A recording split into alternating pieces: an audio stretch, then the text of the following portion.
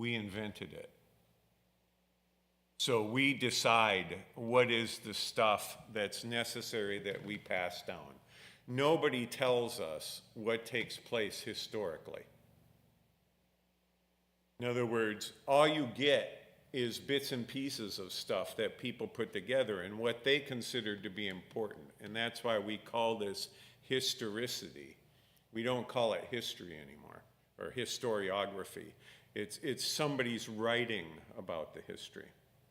So if you read the stuff in here and they're arguing over who, like Belshazzar is, and why does Daniel call him a king and things like that, and he's not the king, and some people say that's historically inaccurate.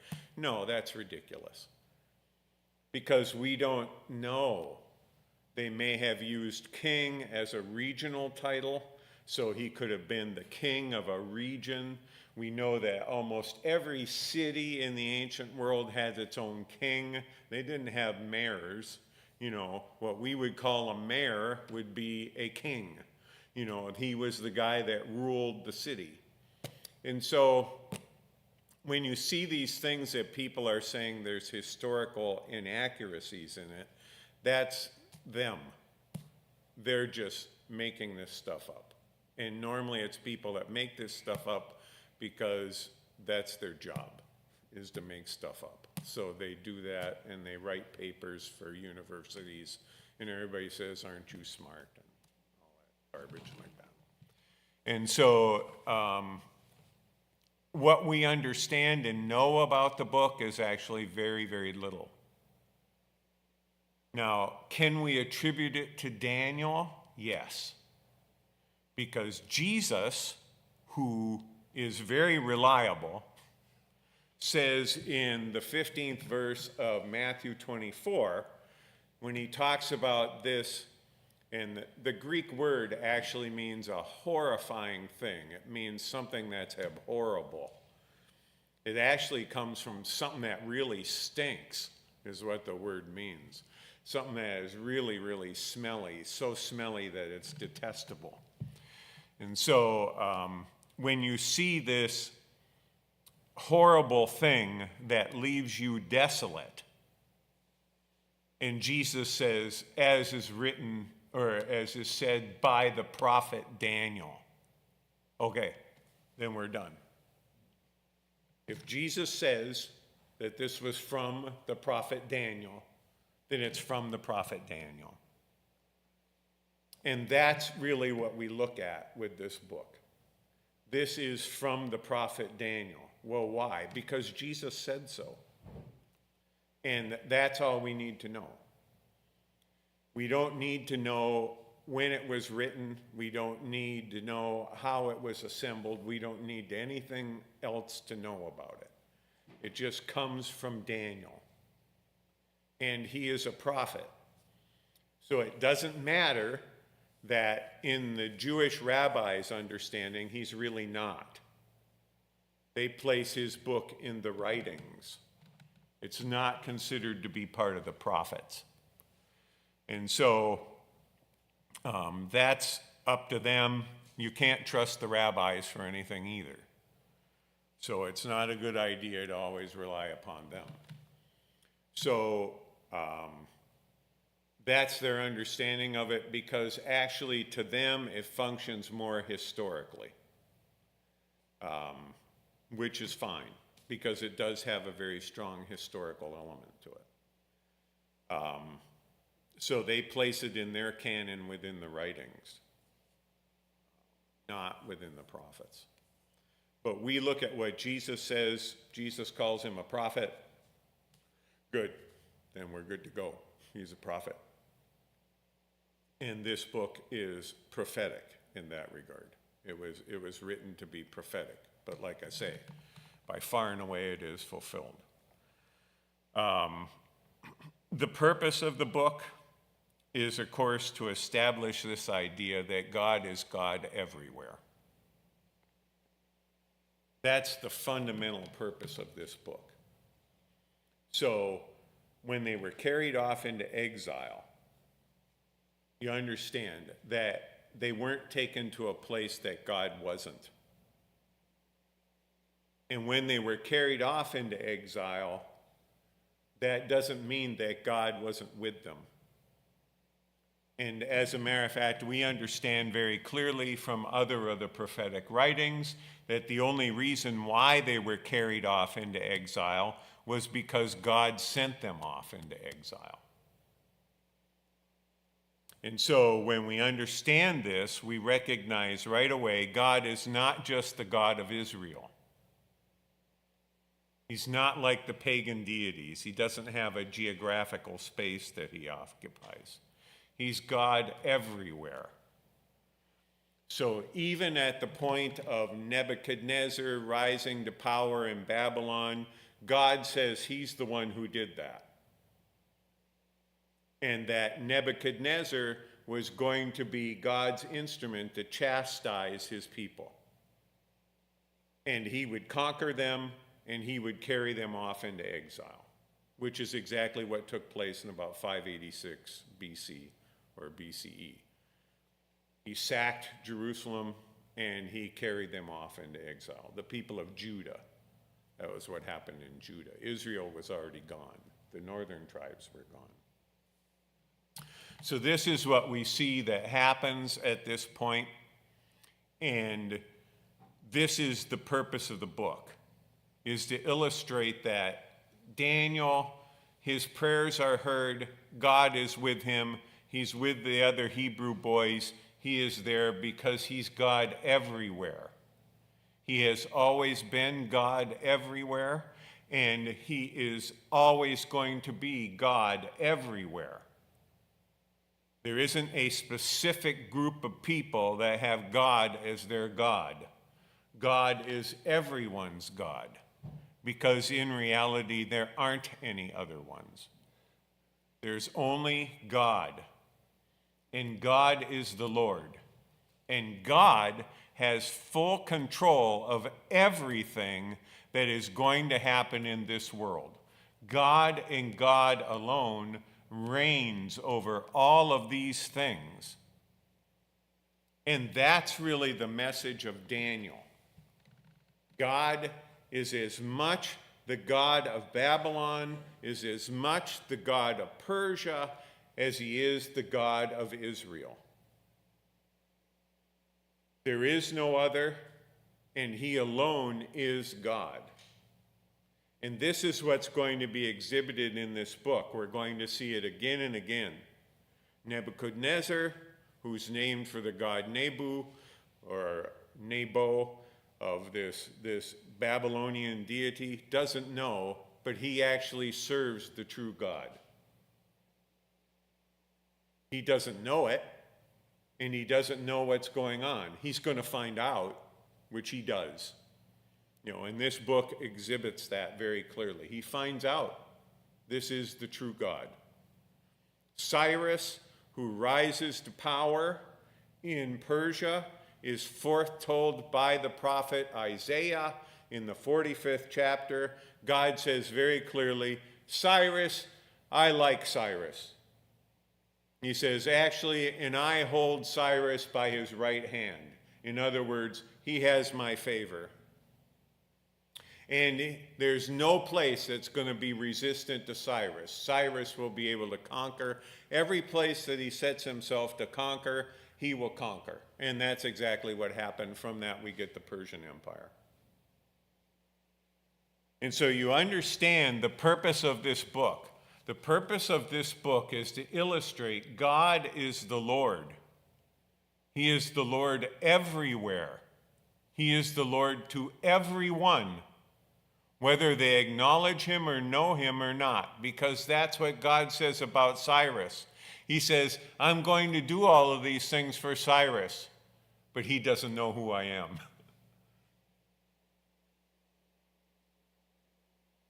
And this is where you come to this point of understanding. What is very important to realize about the reading of the scripture is not to diddle around with it. It isn't something that you sit down and you just make up to fit your purpose. The scripture has definite purpose. It is always revealing God. That's what it does. And the encounter with the scripture is the revelation of God. It is God showing himself.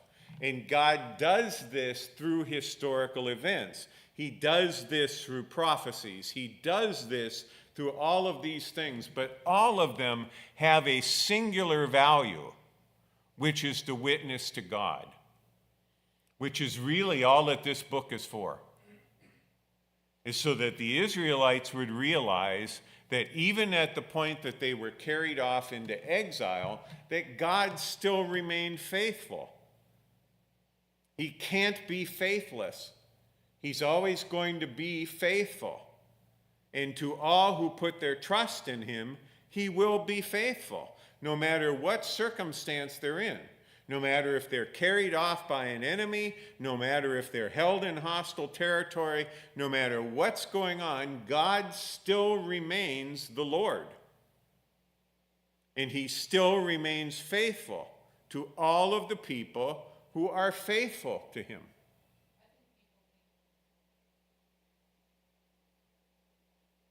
Right. Exactly, because it's just the opposite. God allows bad things to happen to us because we bear witness to God. And we turn to God. And this is precisely what we see with the Hebrew boys. Regardless of what happens to them, regardless if the king turns on them, no matter what happens, God is not going to be faithless. He's going to be faithful, and he's going to deliver them. And so this book, like every book in the Bible, is really about the faithfulness of God. It's to teach us that this is what God is like, and to understand that we live under the same promise. God cannot be faithless. He cannot be anything except exactly what he promises to be. He never is a shill. He's never an empty thought of our mind. He is never a creation of ours. He is always functioning to reveal himself as he actually is, which is why a lesson that can be carried over into our modern world is to realize we don't read our circumstance into God. We don't sit and judge God by our circumstance. That's nonsense. God is not judged by our circumstance. God is judged only and solely by his word. And the surety of God's promise is seen in Jesus Christ, because God sent his Son to suffer and die for us in our place. And Paul says that's not enough. With him, he gave us all things. So what exactly more do we want?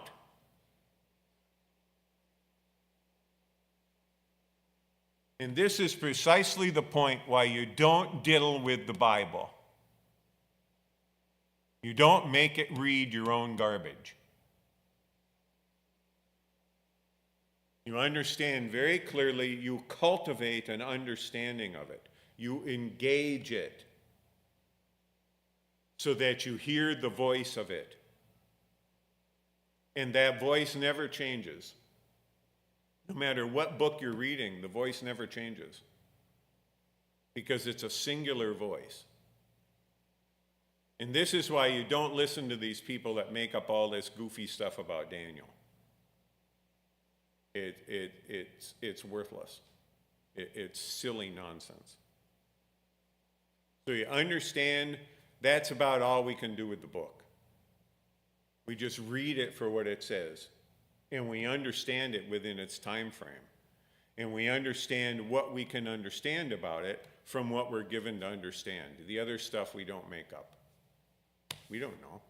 We don't know how this stuff, we don't know what caused him to change to Aramaic. or whether he wrote all of those things in that way, or how he did it. We don't know. We don't know where the story comes in a certain way and where first person experience happens, except where he says the stuff, I, Daniel. That's all we can do with it. But is it effectively Daniel? Yes, it is.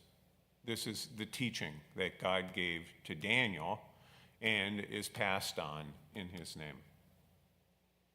So anyways, that's about it for this book. It's an amazing book when it's read properly. When you actually just read the book through, it's amazing book. And when you understand the world history that goes with it, it's a very amazing book, because you can see that this was foretelling a lot of these empires that would rise and fall. And that's exactly what you see in the vision sections. So anyways, that's it for that, and we'll start with chapter 1. If somebody wants to read that, that would be great.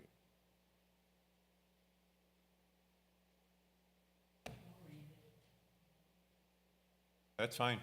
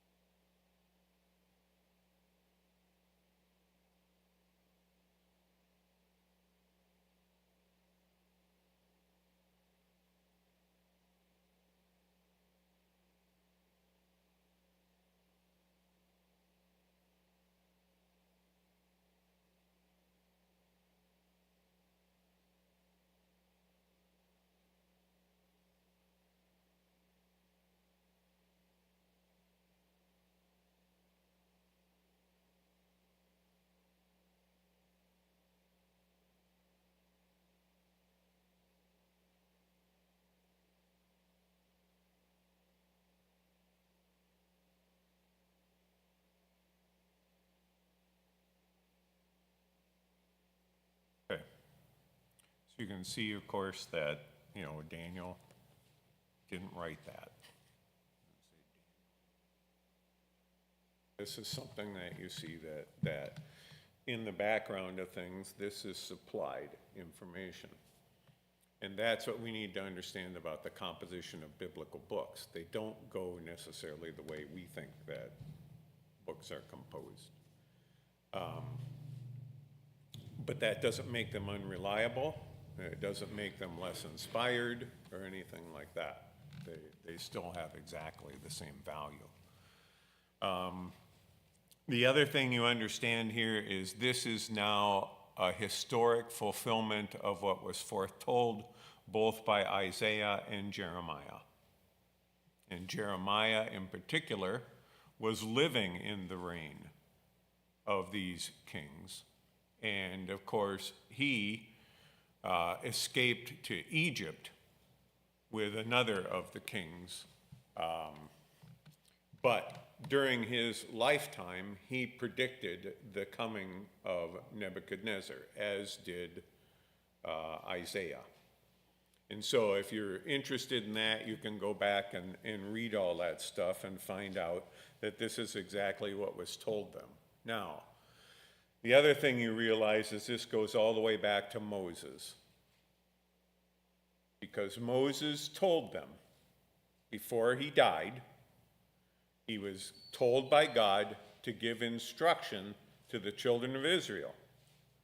And he told them, he wrote the last chapters that we have of Deuteronomy, and he said very clearly, he says, I have placed before you the way that leads to life and the way that leads to death. And he says, choose life, and you will live. And then he writes, and you will never choose life, because you're a stiff-necked and a hard-hearted people. And as a matter of fact, I could have put choices before you all day, and all you're going to do is worship idols. And as a matter of fact, you will not remain in this land that you're going into. You will be carried off into exile. And he says, and on the day you're carried off into exile, I want you to sing this song. And I have yet to hear anybody sing this song. We like these little praise song ditties and things like that, but nobody actually wants to sing what God actually said. Because the reality is that God told them there is no way you choose anything that's right. And he told them that directly. This is not your choice. You don't choose anything right. Because you're just wrong. You're stiff-necked, you're hard-hearted, and you are fallen. And you're never going to do the right thing. Which is why, even after Joshua brought them into the promised land, what did they do? They immediately set up stations to idols. And God warned them about this. If you keep this up, you're going to be carried off into exile. And then he told them, as a matter of fact, I'm going to have you carried off into exile. I'm going to raise up Babylon, and Babylon will carry you into exile. And that's exactly what happened. And that's precisely what is said here. Now, what's interesting about this is it says very clearly also that not only did he carry them off, but he carried off the vessels from the temple. And that, of course, is very significant to understand, that these vessels were dedicated to the Lord. And so they took these vessels, and you understand when Cyrus returned the Israelites to Israel, he gave them back those vessels. It was very necessary for them to get back into the temple, because the temple was really the sign of the presence of God. So when these vessels go, they're an indicator of God's presence. God still remains present with them. He has not forsaken them. And he brings this out very clearly. He would never forsake them. He brought them into exile in order to show them and to teach them that he alone is God. And he's not going to put up with the worship of other gods. He's not going to have that. And so this is what takes place here in fulfillment of what God had spoken of. And that's readily available to read in the other parts of the Old Testament, that this is what God did. And it says that Nebuchadnezzar did something that this is very common. This was very common in the ancient world, is they would take the best and the brightest of the people that they conquered, and they would retrain them. So they took the best and the brightest of the people that they conquered because they recognized that they were gifted people, but they then reprogrammed them. They came in and they gave them a new understanding of things, which was based upon the fact that you may have had your own gods, but it's time for you to give that up because obviously our God is greater than yours. Because if our God hadn't been greater than yours, we wouldn't have been able to conquer you. And so there was a very simple understanding of this. If we won the war, our God is better than yours. What's that? They saw it as weakness. Yes, yes. And this is the whole thing. So he's doing exactly what they did. He says, bring the brightest and best that you've got of people that are royal. In other words, they've got kingly type of blood in them. And we still have this mythology that somehow or another, like the kings of England are like, I don't know what we think, but we're dumb because they aren't. And so you come to this point, but this is the thing. So royalty actually gets you some sort of special type of thing. So he turns around and he says, bring this royalty, do this sort of thing. And they're going to be treated very specially. They're going to eat of the king's fare. They're going to have the king's diet. They're going to eat this way. And we're retraining them. And he tells them very clearly, I want you to take these boys who are the best of the best. They're handsome and they're powerful and they're smart and all these types of things. I want you to take the best of the best, but you give them new names. He says they're not to have these old names.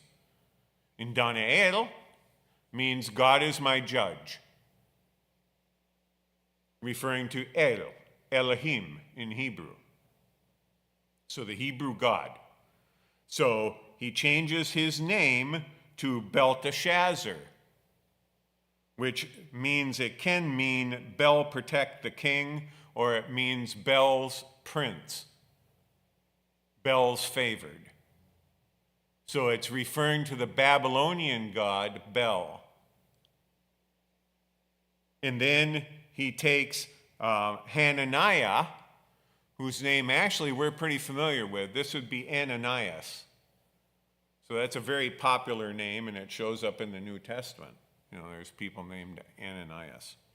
So Hananiah, which means the Lord is gracious, or the Lord shows grace and gives grace.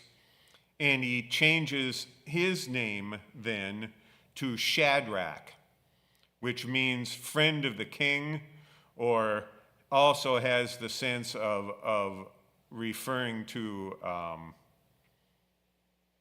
rejoicing in the way. And Gesenius, who's a very, very famous Hebrew Old Testament scholar, seems to feel that that's the better rendering of this, but we don't really know. But he changes his name to that. Meshach, who is Mishael, and Mishael means who is like God, or who is what God is in Hebrew. So he changes his name to Meshach, which really, the only way, the closest they can come to this is like lamb-like. And for whatever reason, and Gesenius says that's what that is. The last one is a lot clearer. Azariah, whose name means the Lord has helped, or whom the Lord helps, which was also a very popular kingly name. He changes to Abednego. And Ebed is the Hebrew word for servant, so it's very similar in Aramaic. It means servant of Nego or servant of Nebo, which is a Babylonian god. So you can see that he changes all of their names in order to fit his program. But as it says, Daniel would not do this. He wasn't going to go along with this. So you understand a very important thing. Regardless of what happened with Daniel and the Hebrew boys, they could change the externals, but could not change the internals. They couldn't change Daniel's belief in God. And so Daniel refuses to go along with the program. And the other Hebrew boys. They're not going to do this. They're not going to become part of this. And so it's very interesting, as we see quite often in relationship to Daniel. Daniel is very favored by the people that he deals with because he's a very upright person, and that's very recognizable. And when Daniel petitions to not have to eat the king's food, they're very upset because, of course, they're being treated in a favored way with what's supposed to be the best to make sure that they stay the best. And so it's hard for Ashpenaz to understand, well, why would you give this up? And so Daniel has to be fairly insistent with him. And he has to say, well, I realize this places you in jeopardy. Because if we fail, the king's going to take it out on you. And he tells him, so here's what I want you to do. I want you to put us to the test and see if this works. He says, you give us 10 days. Give us nothing but vegetables and water. And he says, and then check us out. See what we look like.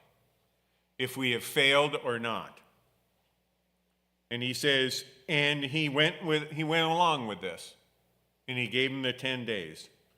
And at the end of the 10 days, they looked better than everybody else, which any vegetarian would tell you.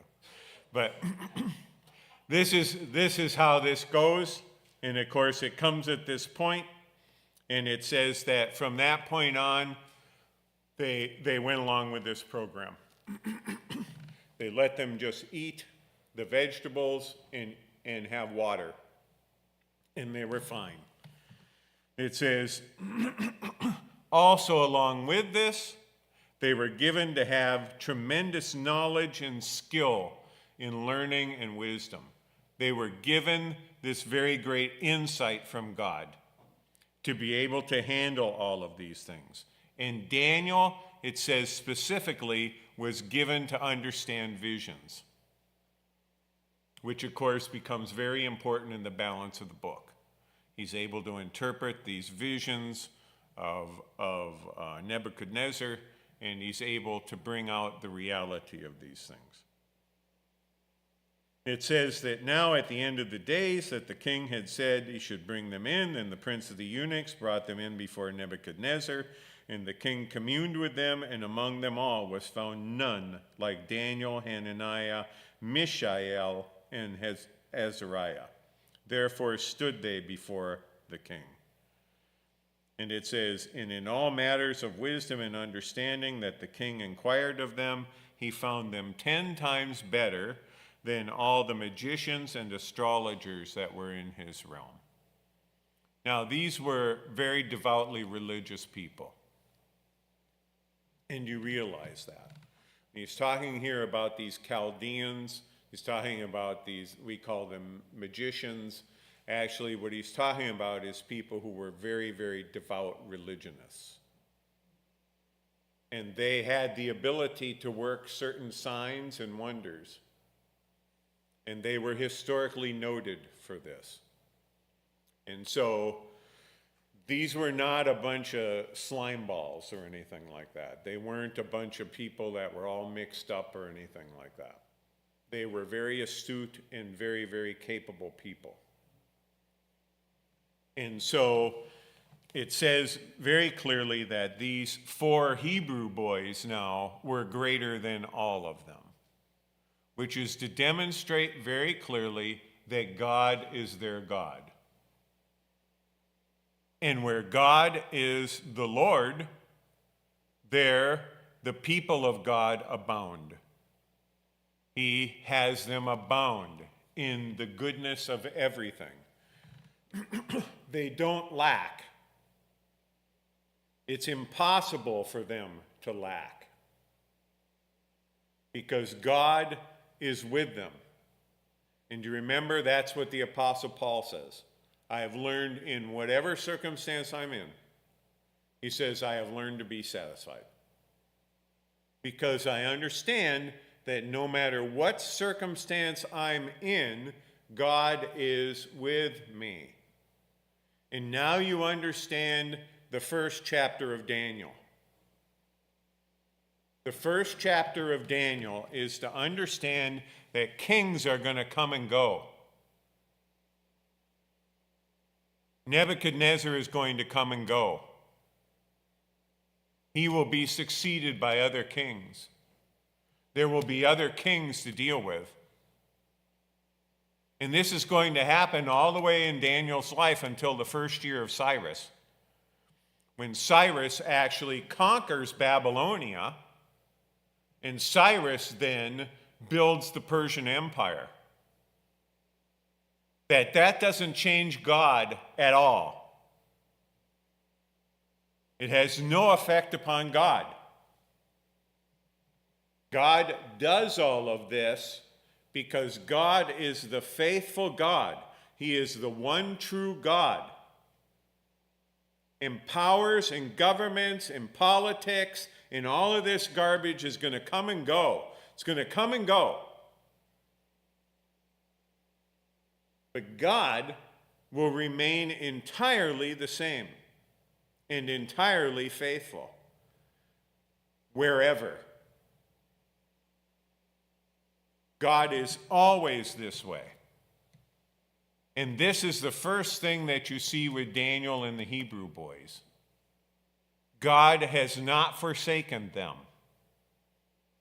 As a matter of fact, he's done just the opposite. He brought them there with purpose. And their purpose is to bear witness to him, to Nebuchadnezzar, which is going to work. You know, eventually he's going to come around. It will be difficult. You know, he's going to have a tough road to hoe, but he'll get through it. And this is what you understand. So when you're reading this book, this is why this is the first chapter. And this is why it's written in this way. It's not the visions. The visions are easy. Visions to God are child's play. You know, that's not the great thing about this book. The visions are, that's nothing. The reality is God. God is faithful, and he is good, and he is gracious, no matter what the circumstance. God is always this way and can't be otherwise. So whenever anybody turns around and tries to do this and to start to say, you look at this and you look at this, how can there be a God? No, that has nothing to do with anything. The only reason why there's junk in the world is us, because we're fallen. The only one that provides anything that is good is, as James says, God. It is the Father who provides these things. And that's exactly what we see here. So you understand, this is an excellent preamble to this book that sets up the story as to what's to follow. Okay, so we're going to stop there. And next week we won't have this because of the convention. But the following week we will resume. So that will be the 23rd. Is that the 6th then? 6th of August?